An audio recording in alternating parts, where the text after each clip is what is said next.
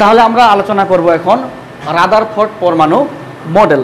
এই মডেলটা কত সালে দেওয়া হয়? 1911 সালে দেওয়া হয়।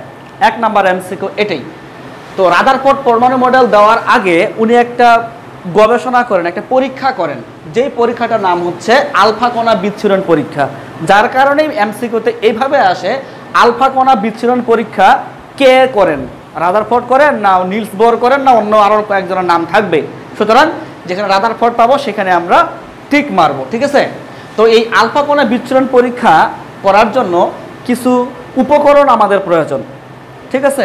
তো এই উপকরণগুলো আমরা একটা টেকনিকে মনে রাখার চেষ্টা করব। টেকনিকটা হচ্ছে এরকম: রাফাজি আসেন, রাফাজি আসেন, এই কথাটা দিয়ে আমরা মনে রাখবো। রাফাজি আসেন। রাফা মানে রাদারফোর্ড, জি মানে জিঙ্ক সালফাইড, মানে ZNS।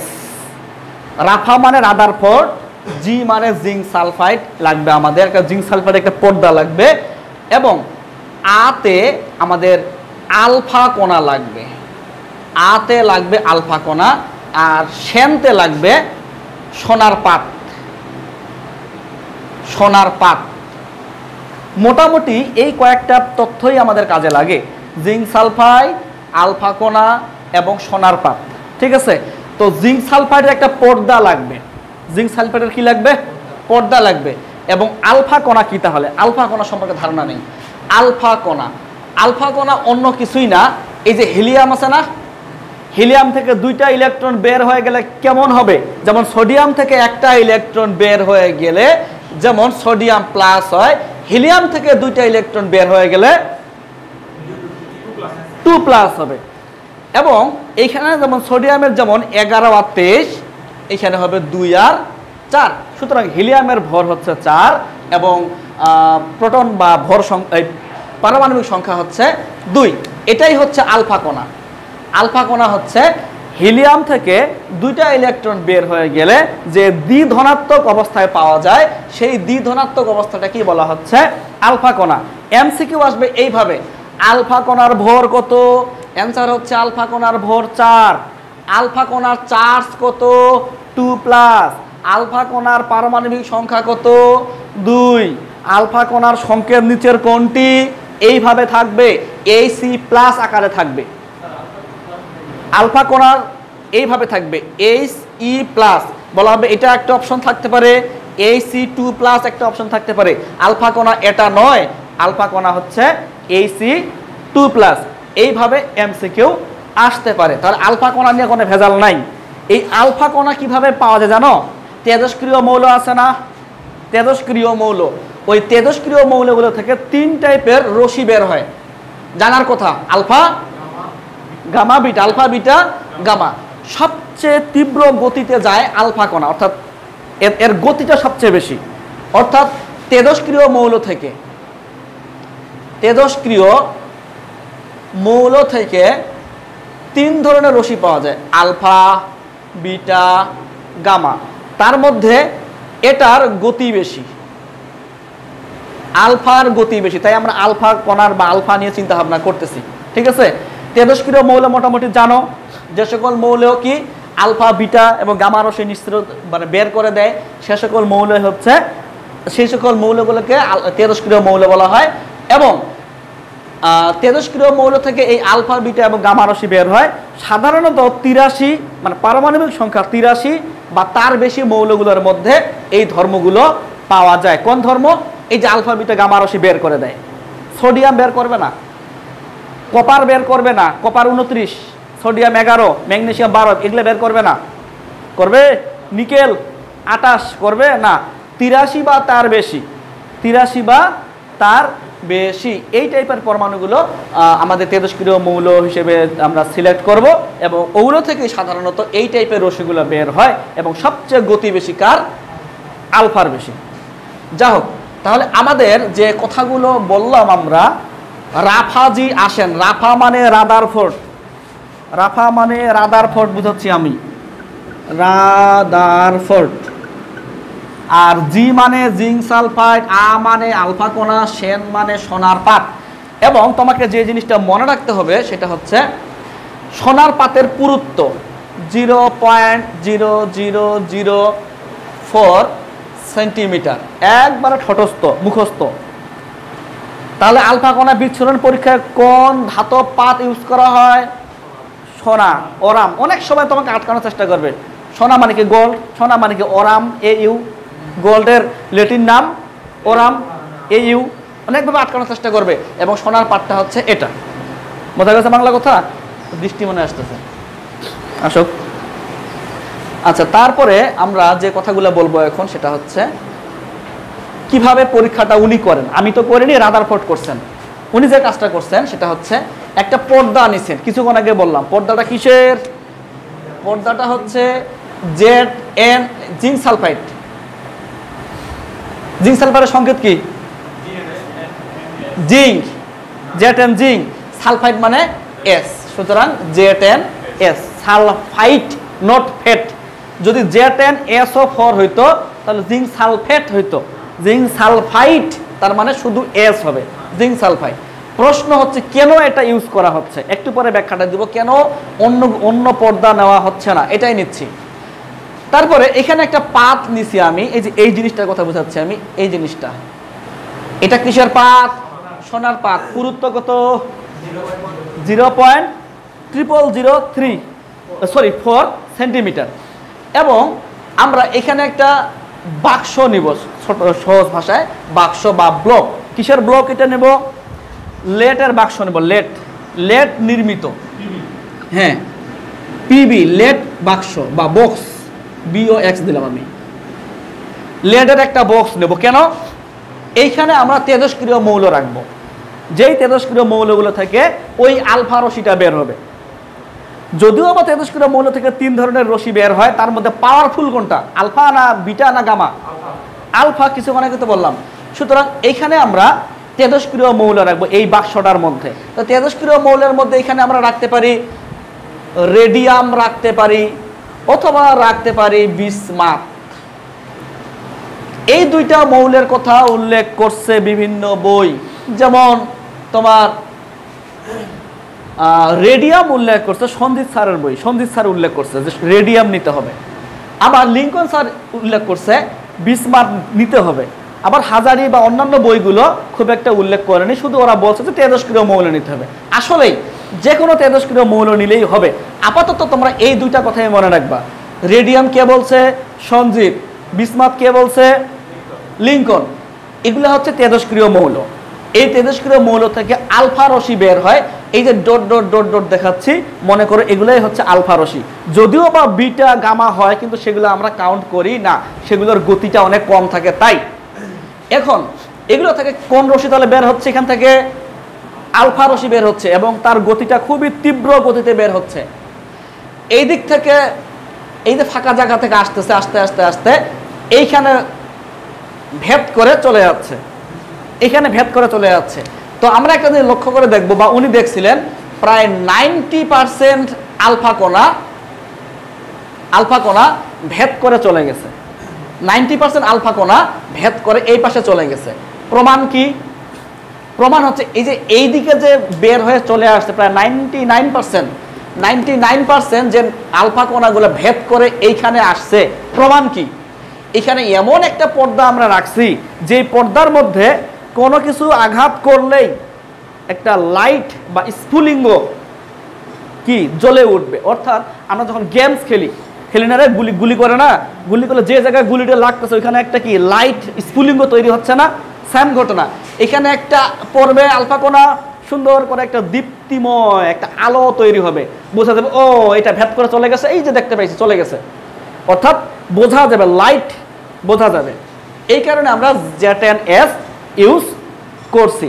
তো হিসাব করে দেখা গেছে 99% আলফা কণাই ভেদ করে চলে যায়, ভেদ করে 99% আলফা কণাই ভেদ করে। 2 নাম্বার পয়েন্ট, কিছু পরিমাণ বা কিছু সংখ্যক আলফা কণা বেঁকে যায়।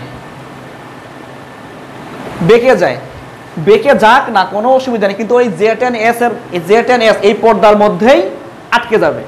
এবং যখন এই যে এখান থেকে একটা আলফা কণা আসলো, ওই দিকে বেঁকে গেল, মানে ভেদ করে যেতে পারেনি, এই সাইডে চলে গেছে, এবং এখানে যখন পড়ছে তখন একটা লাইট জ্বলে উঠছে, আমরা বুঝতে পারছি যে না এখানে একটা কিছু পড়ছে, অর্থাৎ হিসাব আমরা করতে পারবো। হিসাব করার জন্যই কিন্তু বা বোঝার জন্যই এই Z10S এর পর্দাটা ইউজ করা হয়। তবে অল্প পরিমাণ, কিন্তু খুব অল্প পরিমাণ সাইটে সুইটে বেঁকে টেকে চলে যায়, খুব অল্প পরিমাণ, ঠিক আছে। এবং কিছু সংখ্যক, খুবই অল্প, খুবই অল্প সংখ্যক, অল্প পরিমাণ বা সংখ্যক যেটা বলে খুবই অল্প পরিমাণ, আমরা বলতে পারি 20,000-এর মধ্যে, 1/10,000, 20,000-এর মধ্যে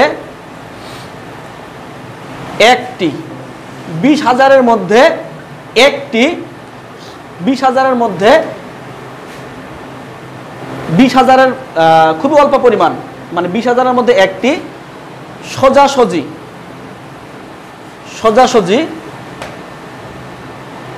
ব্যাক হয়ে আসে। বাংলা কথা বুঝতে পারো না আমি জানি। ম্যাক্সিমাম 99% চলে গেল, অল্প পরিমাণ বাঁকা হয়ে গেল, অল্প পরিমাণ সোজাসুজি পেছন যেই দিক দিয়ে আসছে সেই দিকেই চলে গেল, যেই দিক দিয়ে আসছিল সেই দিক দিয়েই চলে গেল। এবং এটা একটা রেঞ্জ আছে, একটা পরিমাণ আছে, 20,000-এর মধ্যে একটি। তাহলে বেশ কিছু MCQ আমরা পাইলাম। যেমন রাদারফোর্ড কত সালে দেওয়া হয় মডেলটা? 11 সালে। উনি একটা পরীক্ষা করেন, পরীক্ষার নাম আলফা কণা বিচ্ছুরণ পরীক্ষা। এখানে একটা ধাতব পাত ইউজ করা হয়, সোনার পাত, পুরুত্ব 0.004 সেন্টিমিটার।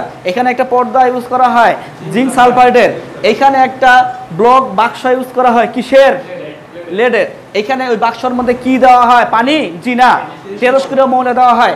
উদাহরণ হিসেবে আমরা নিলাম রেডিয়াম এবং বিসমাথ, এরা কিন্তু তেরস্ক্রিয় মৌল।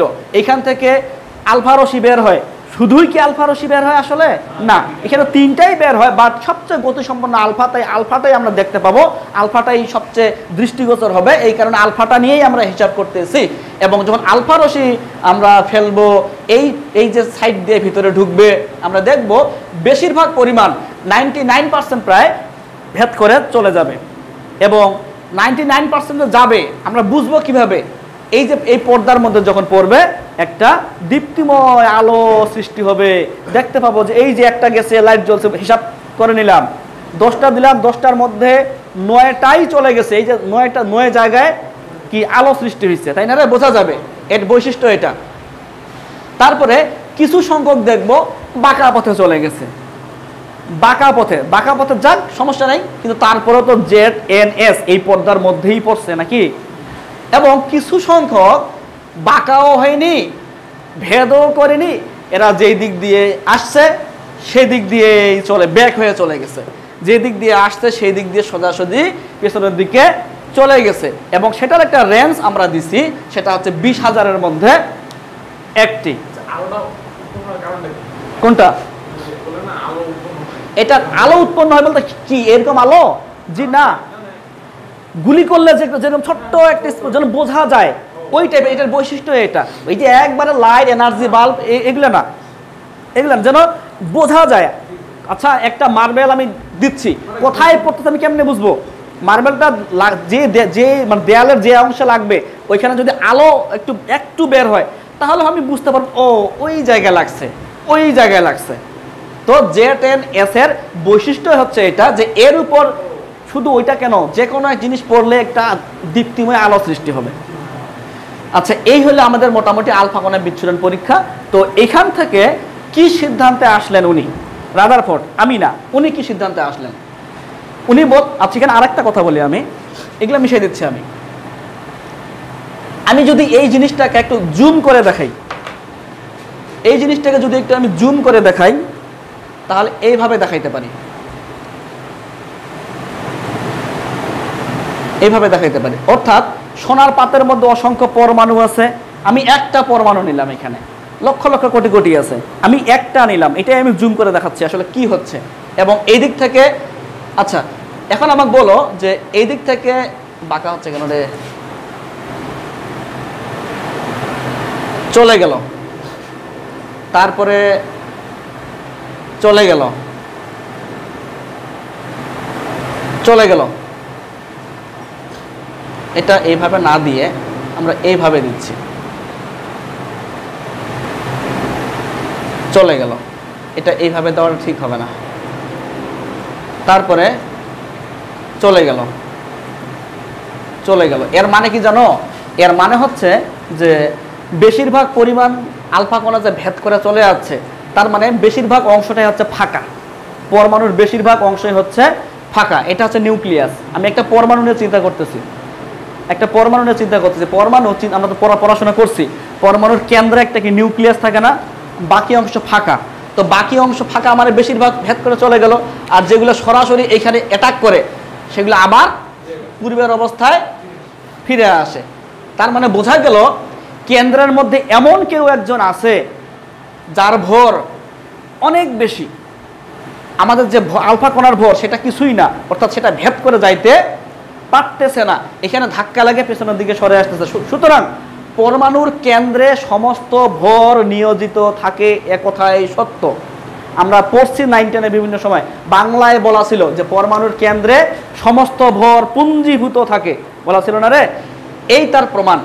এই যে বেঁকে যাচ্ছে, এর মানে এখানে সমস্ত ভরগুলো কি যুক্ত হয়ে আছে, যার কারণে আলফা কণা যখন আসতেছে ওই এটাকে ক্রস করতে পারতেছে না, ব্যাক হয়ে চলে যাচ্ছে।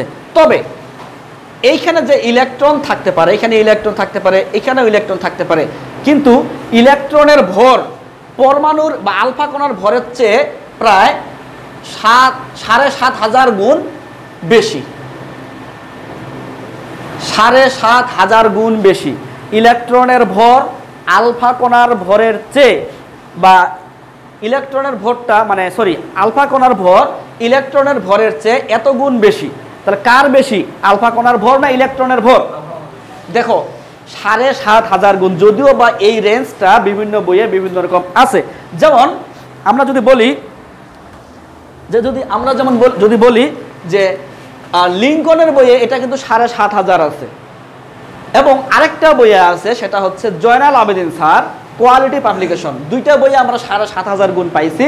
সঞ্জিতের বইয়ে নাই, এবং হাজারির বইয়ে শুধু 7,000 গুণ বেশি বলা আছে। হাজারের বইয়ে বলা আছে যে আলফা কণার ভর ইলেকট্রন ভরের চেয়ে 7,000 গুণ বেশি, আর লিঙ্কন এবং তোমার জয়নাল আবেদিন স্যারের বইয়ে 7,500 গুণ বেশি বলা আছে। এই এমসিকিউটা আমাদের মনে রাখতে হবে। তাহলে যেহেতু আলফা কণার ভর ইলেকট্রনের ভরের চেয়ে এত বেশি, তাহলে খুব একটা বেশি ইফেক্ট পড়বে না। সুতরাং একে ধাক্কা মেরে ওই দিকে চলে যাবে, একে ভেদ করে চলে যাইতে পারবে। এটা একটা আমরা তথ্য পাইলাম। আর কি তথ্য পাইলাম? আর কি তথ্য বলা যায়? আর তথ্য হচ্ছে, তথ্য কি ওগুলোই তো, অর্থাৎ বেশিরভাগ অংশ পরমাণুর বেশিরভাগ অংশ ফাঁকা। তো এখানে কিছু সিদ্ধান্ত বা উনি কিছু সীমাবদ্ধতা নিয়ে কথাবার্তা বলছেন, সীমাবদ্ধতা বা কিছু বৈশিষ্ট্য উনি বলছেন যে পরমাণুর বৈশিষ্ট্যগুলো যদি বলি আমরা, বৈশিষ্ট্য কি?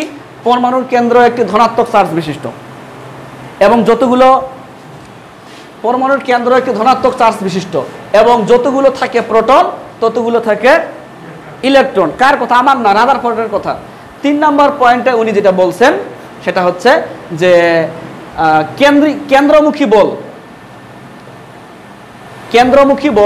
এবং বহির্মুখী বল, বা কেন্দ্রমুখী বল এবং কেন্দ্র বহির্মুখী বল সমান থাকে। কেন্দ্রমুখী বল এবং কেন্দ্র বহির্মুখী বল সব সময় সমান থাকে। কেন? কিভাবে? এই যে ইলেকট্রন তার নিজ কক্ষপথে ঘোরাঘুরি করবে, অর্থাৎ বাইরে তার একটা শক্তি কাজ করবে, এটা কেন্দ্র বহির্মুখী বল বলে, ভিতরে একটা তার শক্তি কাজ করবে, এটা কেন্দ্রমুখী বল বলে। অর্থাৎ নিউক্লিয়াস টানবে, ওইদিকে পরিবেশও টানবে, কিন্তু দুইটা টানাটানির পরিমাণটা সমান থাকে, যার কারণে সে ছিটকে পড়ে না, তার নিজ যে কক্ষপথ সেই কক্ষপথের মধ্যে ঘোরাঘুরি করে। অর্থাৎ এখানে 3টা পয়েন্ট পাইলাম আমরা। কেন্দ্রের মধ্যে ধনাত্মক চার্জ বিশিষ্ট একটা কি বস্তু থাকবে, যেটাকে আমরা নিউক্লিয়াস বলতেছি। কেন্দ্রের মধ্যে ধনাত্মক চার্জ বিশিষ্ট কি থাকবে? একটা বস্তু থাকবে যেটাকে আমরা নিউক্লিয়াস বলতেছি। এই কারণেই তো এমসিকিউটা এইভাবে আসে যে নিউক্লিয়াস সম্পর্কে সর্বপ্রথম ধারণা দেন কে? নিউক্লিয়াস সম্পর্কে সর্বপ্রথম ধারণা দেন হচ্ছে রাদারফোর্ড। এবং আমরা যেটা আরেকটা তথ্য আমরা এখানে ইউজ করতে পারি সেটা হচ্ছে সমধর্মী চার্জ পরস্পরকে কি করে? বিকর্ষণ করে। আলফা কণাকে ধনাত্মক না ঋণাত্মক? ধনাত্মক। আবার নিউক্লিয়াসকে ধনাত্মক না ঋণাত্মক? আলফা কণা এই নিউক্লিয়াস ধনাত্মক। কিভাবে প্রমাণ হইলো? এই যে আলফা কণা এখানে পড়তেছে সেটা ভেদ করে না গিয়ে সরাসরি পেছনের দিকেই আসতেছে। তার মানে হচ্ছে এখানে এমন কেউ একজন আছে তার চার্জের সমান, মানে তার চার্জ যদি পজিটিভ হয় এরও পজিটিভ, তার চার্জ যদি নেগেটিভ হয় এরও নেগেটিভ। যেহেতু আলফা কণা পজিটিভ সুতরাং এখানে অবশ্যই ধনাত্মক কেউ একজন আছে, আর এই ধনাত্মক আর অন্য কেউ নয়, এটা একটা নিউক্লিয়াস। যার কারণে এমসিকিউতে এইভাবে আসছে নিউক্লিয়াস আবিষ্কার করেন কে? রাদারফোর্ড। বা কোন মডেল থেকে, পরমাণুর কোন মডেল থেকে নিউক্লিয়াস সম্পর্কে সুস্পষ্ট ধারণা পাওয়া যায়? নিলস বোর না রাদারফোর্ড? আমরা বলবো রাদারফোর্ড। বোঝা গেছে? যেহেতু এখানে নিউক্লিয়াস সম্পর্কে ধারণা পাওয়া যায় এই কারণে এই রাদারফোর্ডের পরমাণু মডেলটার বেশ কিছু নাম আছে, নামগুলো একটু তোমাকে লিখতে হবে। যেমন এটার আরেকটা নাম হচ্ছে তোমার nuclear model. Nuclear model. 2 number solar system atom model. Solar system atom model. 3 number সৌর মডেল। দেখো এখন পর্যন্ত আমরা 4টা নাম পাইলাম, রাদারফোর্ডের পরমাণু মডেল, তারপরে নিউক্লিয়ার মডেল, তারপরে আমরা সোলার সিস্টেম অ্যাটম মডেল এবং সৌর মডেল। আমরা কিন্তু এখন পর্যন্ত বেশ কিছু তথ্য দিছি যেগুলো পরীক্ষায় আসার মতো। তো তাহলে কি বুঝলাম? পরমাণুর কেন্দ্রে ধনাত্মক চার্জ বিশিষ্ট থাকে, এটা প্রমাণ কিভাবে হয়? এই যে আসলো আলফা কণা এবং পেছনের দিকে চলে গেল, এটা দিয়েই প্রমাণ হয় যে এখানে ধনাত্মক কেউ একজন আছে এবং এই ধনাত্মক আর অন্য কেউ নয়, এটার নাম নিউক্লিয়াস। এবং যার কারণে এখানে আলফা কণা পড়লে ভেদ করে যাইতে পারে না। তবে ইলেকট্রনের উপরে যদি পড়ে তাহলে ভেদ করে যাইতে পারে, কারণ ইলেকট্রনের ভরের চেয়ে আলফা কণার ভর প্রায় 7000 গুণ, 7500 গুণ বেশি। বোঝা গেছে বাংলা কথা? তাহলে বেশ কিছু তথ্য, পরমাণুর কেন্দ্রে ধনাত্মক চার্জ বিশিষ্ট পরমাণু থাকে, কি একটা বস্তু থাকে যেটাকে নিউক্লিয়াস বলতেছি। যেই সময় এই ঘটনাটা করা হয় বা আবিষ্কার করা হয় সেই সময় কিন্তু তখনও নিউট্রন আবিষ্কার করা হয়নি, এই কথাটা মাথায় রাখবে। যত সংখ্যক প্রোটন থাকবে তত সংখ্যক ইলেকট্রন থাকবে। কেন্দ্রমুখী বল এবং কেন্দ্র বহির্মুখী বল পরস্পর সমান থাকবে। এবং এখানে উনি যে কাজটা করছে উনি সৌরজগতের সাথে তুলনা করছে। কেন? সৌরজগতের গ্রহগুলো কি কেন্দ্র করে ঘুরে? কাকে কেন্দ্র করে ঘোরে? সূর্যকে কেন্দ্র করে ঘুরে।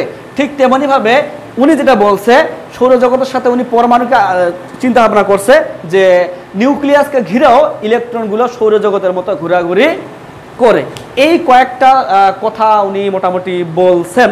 পরবর্তীতে তার কিছু ভুল ভ্রান্তি হয় যেটাকে আমরা সীমাবদ্ধতা নামে জানি।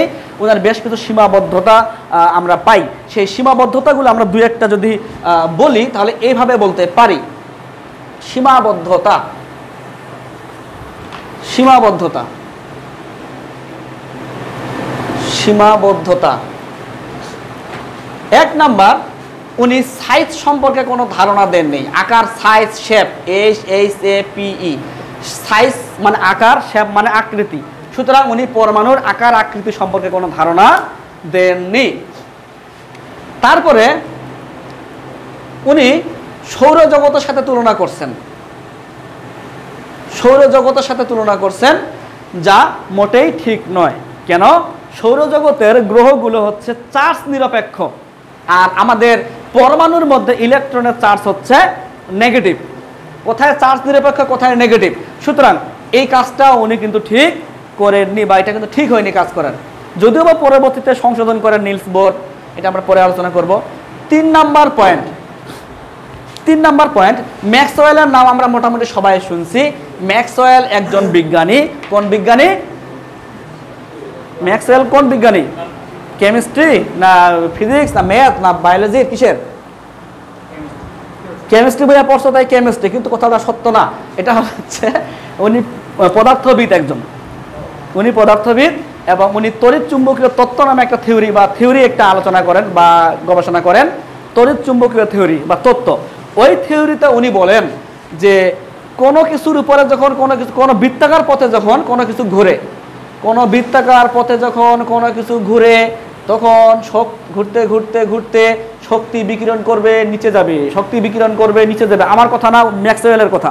ম্যাক্সওয়েল বলছে কি, কোনো বৃত্তাকার পথে যখন কোনো কিছু ঘুরবে, উনি তো জানা না ইলেকট্রন ঘুরবে, তো উনি বলছেন যে কোনো বৃত্তাকার পথে যখন কোনো কিছু ঘুরবে তখন সেটা শক্তি বিকিরণ করবে, নিচে আসবে, বিকিরণ করবে, নিচে আসবে, একটা পর্যায়ে সে এইখানে এসে পতিত হবে। আবার আমরা জানি এই জায়গাতে থাকে নিউক্লিয়াস।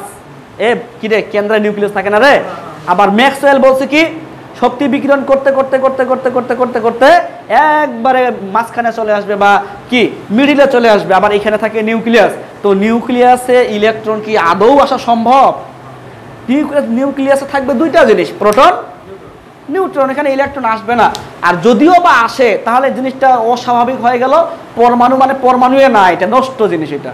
সুতরাং এটা সম্ভব না। সুতরাং ম্যাক্সওয়েলের থিওরি অনুযায়ী রাদারফোর্ডের পরমাণু মডেল ব্যাখ্যা করা যায় না। ম্যাক্সওয়েল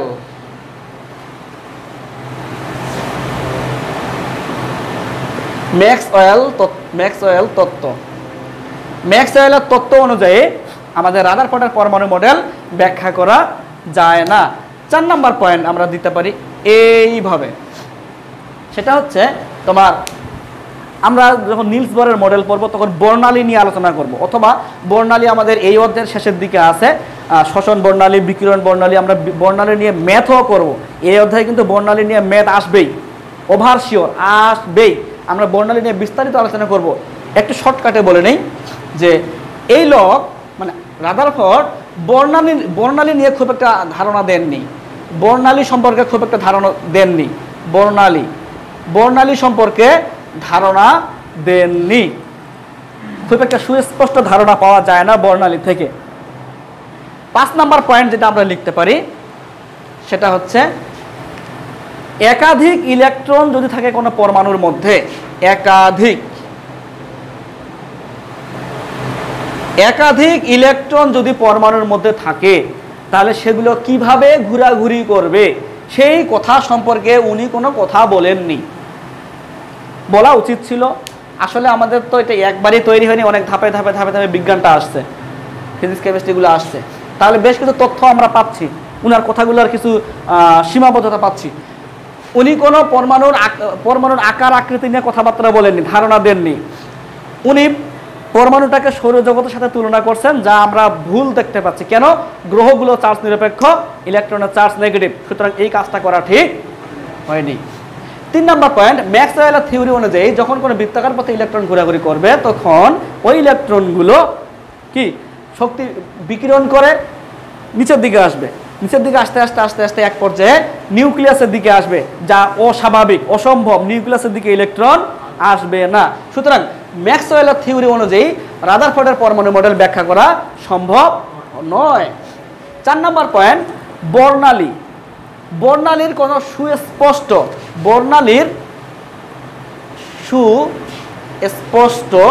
স্পষ্ট বানান কি রে হয় নাকি? তো সুস্পষ্ট সম্পর্কে ধারণা দেননি, এটা একটা বিষয়। এবং একাধিক ইলেকট্রন থাকলে পরমাণুর মধ্যে তারা কিভাবে ঘোরাঘুরি করবে, কিভাবে কেমিস্ট্রির ভাষায় পরিভ্রমণ, সহজ বাংলায় ঘোরাঘুরি, কিভাবে ইলেকট্রনগুলো ঘোরাঘুরি করবে সেই সম্পর্কে উনি ধারণা দেননি। একটা কথা বলি, কথাটা হচ্ছে এরকম যে এই যে ম্যাক্সওয়েল বলছিল যে ইলেকট্রন ঘুরতে ঘুরতে একটা পর্যায়ে নিচের দিকে আসবে, তাই না? এবং ইলেকট্রন ঘুরে যখন নিচের দিকে আসবে তখন শক্তি বিকিরণ করবে। শক্তি বিকিরণ করলেই অসংখ্য বিকিরিত শক্তি পাবো আমরা, এবং অবিচ্ছিন্ন আমরা বর্ণালী রেখা পাবো। যদিও বা বর্ণালী নিয়ে আমরা পরে বিস্তারিত আলোচনা করবো, এখন তো বর্ণালী নিয়ে আলোচনা করবো না। আপাতত মনে রাখো যে ইলেকট্রন যখন ঘুরতে ঘুরতে নিচে চলে আসবে ম্যাক্সওয়েলের থিওরি অনুযায়ী, শক্তি বিকিরণ করবে, তাই না? বিকিরণ করলে অবিচ্ছিন্ন অনেকগুলো বর্ণালী আমরা পাবো। বাস্তবে দেখা যায় অবিচ্ছিন্ন পাওয়া যায় না, বিচ্ছিন্ন বা রেখা বর্ণালী পাওয়া যায়। সুতরাং আমরা এই জিনিসটাকে আরেকটু মডিফাই করতে পারি এইভাবে যে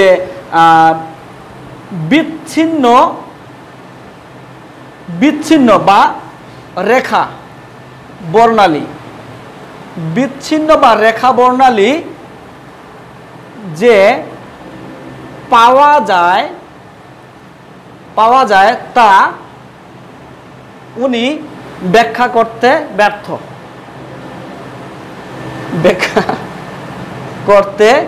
ব্যর্থ, অর্থাৎ উনার মডেল থেকে জানা যায় না। আমরা কি আলোচনা করলাম যে আমরা যদি প্রথম থেকে একটু বলি যে কি হইল, আমরা আলোচনা করলাম রাদারফোর্ডের পরমাণু মডেল। উনার বেশ কিছু সিনোনিম আছে, উনার মানে সমার্থক শব্দ আছে ওই মডেলটার। রাদারফোর্ডের পরমাণু মডেল, তারপরে nuclear model, solar system atom model, তারপরে সৌর মডেল। কত সালে দেওয়া হয়? 1911 সালে দেওয়া হয়। বেশ কিছু উপকরণ লাগে, যেমন আমি একটা বাংলা কথা বলছিলাম, বাংলা সেন্টেন্স বলছিলাম, রাফাজি আসেন, রাফা রাদারফোর্ড, জি জিঙ্ক সালফাইড, আসেন আলফা কণা, সেন মানে সোনা। তো এখানে সোনার পাত নেওয়া হয় যার পুরুত্ব 0.0004 সেন্টিমিটার। জিঙ্ক সালফাইড নেওয়া হয়, জিঙ্ক সালফাইডের উপর কোনো কিছু পড়লে সেটা একটা দীপ্তিময় আলো তৈরি করে। তারপর আমরা আলফা কণা বিচ্ছুরণ পরীক্ষা গবেষণা করলাম এবং প্রমাণ করলাম যে বেশিরভাগ আলফা কণা ভেদ করে চলে যায়, অল্প সংখ্যক বাঁকা হয় এবং অল্প সংখ্যক পেছনের দিকে বেক হয়ে চলে আসে, এবং সেটা 20,000-এর মধ্যে একটা। এবং এখানে যে লেড বক্স নেওয়া হয়, এখানে তেজস্ক্রিয় মৌল দেওয়া হয়, এবং আমরা বিসমাথ দিলাম, রেডিয়াম দিলাম, রেফারেন্স হিসেবে দিলাম রেডিয়াম আছে সঞ্জিতের বইয়ে, বিসমাথ আছে লিঙ্কনের বইয়ে, বাকি তোমার কবিরের বই, হাজারির বই, আর কার বই আছে? কবির, হাজারি, আরেকটা তোমার আছে কি নাম, জয়নাল স্যারের বই। উনার বইগুলোতে উল্লেখ করা নেই, সাধারণত তেজস্ক্রিয় মৌলগুলো নিলেই হবে। তারপরে আমরা এই সিদ্ধান্তে আসলাম যে কোনো পরমাণুর বেশিরভাগ অংশ ফাঁকা থাকে, যার কারণে প্রায় 99% ভেদ করে চলে যায় আলফা কণাগুলো। এবং এটা বললাম যে কেন্দ্রের মধ্যে ধনাত্মক চার্জ থাকে। কিভাবে বুঝলাম? যে যেহেতু যেই আলফা কণাটা পড়ার পরে ভেদ করে পেছনের মানে ব্যাক হয়ে পেছনের দিকে চলে যাচ্ছে, আলফা কণা ধনাত্মক জিনিস, ধনাত্মক একটা বিষয়। সুতরাং পরমাণুর কেন্দ্রেও অবশ্যই ধনাত্মক কেউ একজন আছে, যার কারণে ধনাত্মক বিকর্ষণ করে সেটা পেছনের দিকে চলে যায়। তো এরকম বেশ কিছু তথ্য আমরা আলোচনা করলাম। তারপরে ওইখান থেকে বেশ কিছু পয়েন্ট আমরা উদ্ঘাটন করলাম, যেটা উনারা বলছে, রাদারফোর্ড বলছে যে পরমাণুর কেন্দ্রে ধনাত্মক চার্জ বিশিষ্ট পরমাণু থেকে, যেটাকে আমরা নিউক্লিয়াস বলতেছি, এবং এই নিউক্লিয়াসটাই কিন্তু তোমার আবিষ্কার করেন কিন্তু রাদারফোর্ডই। এই কারণে এমসিকিউতে আসে যে নিউক্লিয়াস আবিষ্কার করা হয় কোন মডেলের মাধ্যমে? রাদারফোর্ডের মডেলের মাধ্যমে। এবং যত সংখ্যক প্রোটন থাকে তত সংখ্যক ইলেকট্রন থাকে, এবং কেন্দ্রমুখী বল এবং বহির্মুখী বল সমান থাকে বিধায় ইলেকট্রনগুলো নিজ কক্ষপথে ঘোরাঘুরি করতে পারে, ছিটকে পড়ে না। তারপরে আমরা এখানে দেখতে পাচ্ছি যেটা, সেটা হচ্ছে সৌর মডেল। উনি মানে সৌরজগতের সাথে তুলনা করছিল, পরবর্তীতে সেটা ভুল প্রমাণিত হয়। ভুলটা কি? যে সৌরজগতের যে গ্রহগুলো সেগুলো আধান নিরপেক্ষ, বাট ইলেকট্রনগুলো নেগেটিভ চার্জ। তো তার বেশ কিছু সীমাবদ্ধতা ছিল, যেমন আকার আকৃতিগুলো সম্পর্কে উনি ধারণা দেননি, উনি সৌরজগতের সাথে তুলনা করছেন, এটা ঠিক হয়নি। ম্যাক্সওয়েলের তত্ত্ব অনুযায়ী ইলেকট্রন যখন কোনো বৃত্তাকার পথে ঘুরবে বা কোনো কিছু যখন বৃত্তাকার পথে ঘুরবে, তখন সেটা শক্তি বিকিরণ করে কেন্দ্রের দিকে পতিত হবে। কেন্দ্রের দিকে থাকে আবার নিউক্লিয়াস, তো নিউক্লিয়াসের সাথে আবার নিউক্লিয়াসের মধ্যে আবার ইলেকট্রন পতিত হয় নাকি? অবাস্তব, অযৌক্তিক, আজীব বিষয়। সুতরাং এটা ঠিক না, এটাই হতো সীমাবদ্ধতা। পয়েন্ট নাম্বার 4, বর্ণালী সম্পর্কে উনি খুব একটা ক্লিয়ার ধারণা দেননি। অর্থাৎ ইলেকট্রন যখন ঘোরাঘুরি করবে, নিচের দিকে আসবে ম্যাক্সওয়েলের থিওরি অনুযায়ী, তখন শক্তি বিকিরণ করে, যেটা আমরা জানি। বিকিরণ করলে অবিচ্ছিন্নভাবে বর্ণালী পাওয়া কথা।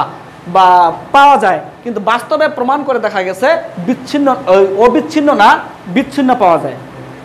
তাহলে রাদারফোর্ডের মডেল অনুযায়ী অবিচ্ছিন্ন বর্ণালী পাওয়া যাওয়ার কথা বা পাওয়া যায়, কিন্তু বাস্তবে প্রমাণ করে দেখা গেছে যে অবিচ্ছিন্ন না বিচ্ছিন্ন বা রেখা বর্ণালী পাওয়া যায়। এই হচ্ছে সীমাবদ্ধতা। তবে একটা এমসিকিউ এইভাবে আসে, আলফা কণায় কয়টা প্রোটন কয়টা নিউট্রন থাকে? এমসিকিউ এটা। আলফা কণায় কয়টা প্রোটন কয়টা নিউট্রন থাকে? আমরা গবেষণা করি। আলফা কণা মানে এই জিনিসটা, আলফা কণা মানে এই জিনিসটা। তাহলে কয়টা প্রোটন? কয়টা প্রোটন? দুইটা প্রোটন দুইটা নিউট্রন থাকে। আলফা কণায় ইলেকট্রন সংখ্যা কত? আলফা কণা ইলেকট্রন সংখ্যা নাই তোরে, দুইটা চলেই গেছে, দুইটা চলে যাওয়ার ফলে তো এটা হয়েছে। এইভাবেই আটকানোর চেষ্টা করবে। আলফা কণার নিউট্রন সংখ্যা নিচের কোনটি? 0টি, নাই। দুইটা ছিল, এই যে 2+ হওয়ার কারণে আর আমরা বলবো যে নাই। ঠিক আছে, তাহলে আলফা কণায় কোনো ইলেকট্রন নাই, আলফা কণায় প্রোটন দুইটা আছে, আলফা কণায় নিউট্রন দুইটা আছে, আলফা কণায় ভর দুইটা আছে। বোঝা গেছে বাংলা কথা? এবার যদি বলা হয় যে তোমার আলফা কণা বিচ্ছুরণ পরীক্ষায় কোন মৌলগুলো ইউজ করা হয়? তোমার রেডিয়াম থাকলো, তোমার বিসমাথ থাকলো, তোমার রেডন থাকলো, তোমার আর কে আছে? আর যে কোনো একটা দিলাম, মনে করো জিঙ্ক দিলাম। কোন কোন মৌলগুলো আলফা কণা বিচ্ছুরণ পরীক্ষায় ইউজ করা হয়? আমরা বলবো এই 3টা ইউজ করা হয়, এটা ইউজ করা হয় না। কারণ এটা ইউজ করা হয় না কারণ কি? এটা